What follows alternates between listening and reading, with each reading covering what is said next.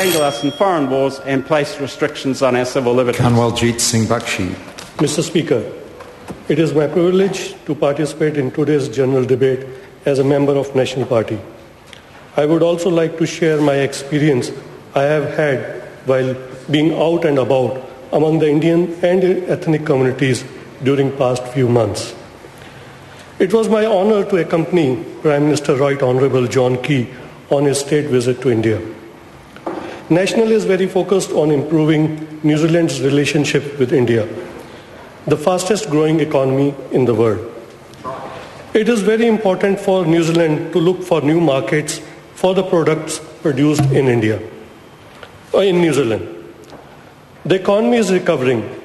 The national-led government is taking New Zealand forward by reducing our debts, getting back to surplus within 3 years, and building a faster growing economy. We are getting on top of our government debt by keeping it below 30% of GDP, and we are on track to surplus by 2014 and 15. Over the next few years, we have an opportunity to build a solid foundation for faster growing and more growing economy and more jobs. Mr. Speaker, it is the week of our largest sporting event. Rugby World Cup 2011 is an unprecedented opportunity for New Zealand.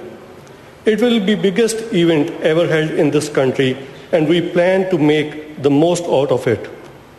The tournament will be watched by millions of viewers around the globe. We will be showcasing New Zealand to the world. I have seen enthusiasm growing over the past few weeks within the communities in South Auckland. Shops in Manukau have flags butting up. People are adopting their second teams, and there is great atmosphere of excitement building. I have no doubt that All Blacks will win, and I am looking forward to watch the games. National has added additional funds for education, health, transport, and law and order, all of which are very important areas for ethnic communities and Indians. National has made South Auckland a safe community.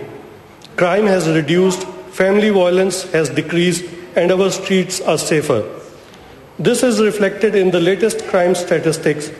Of all recorded crimes in Auckland District last year, the theft and related offences recorded the highest percentage of 43%, followed by unlawful entry, burglary, and break-in entries to 17%. Recorded crimes in Auckland per head population is lowest it has been for last 15 years. We have introduced tough laws, new legislations, boosted police numbers, and given them new tools to deal with crime. It is good to see in my electorate that this is making a difference. Taxi drivers in taxi industry are very happy with the installment of the new cameras in their taxis. They now feel safer. There is a huge sense of relief and satisfaction with the killer of the Haren Moini, the taxi driver who died last year, has been brought to justice. Mr. Speaker, Aucklanders can look forward to faster and more reliable electric trains thanks to National's $1.6 billion investment to upgrade, extended and electrify Auckland's rail network. National's investment in Auckland Rail will give region more independence and flexibility as how they run their services. Motorists won't have to pay an additional 10 cents per litre regional fuel tax. As a person of Asian ethnicity, it is known that it is a common practice and expected that we save for our old age and for our generations to come. This is a value that is instilled in us from birth. The proposal of mixed ownership is very attractive to the ethnic community.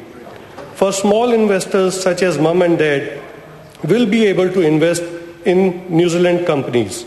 Strong Kiwi demand for SOE's shares, New Zealanders are expected to own it at least 85 to 90% of 5 companies under National's mixed ownership policy.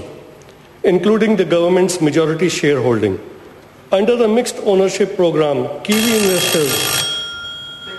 Carol Beaumont. Thank you very much, Mr. Speaker. Mr. Speaker, I want to return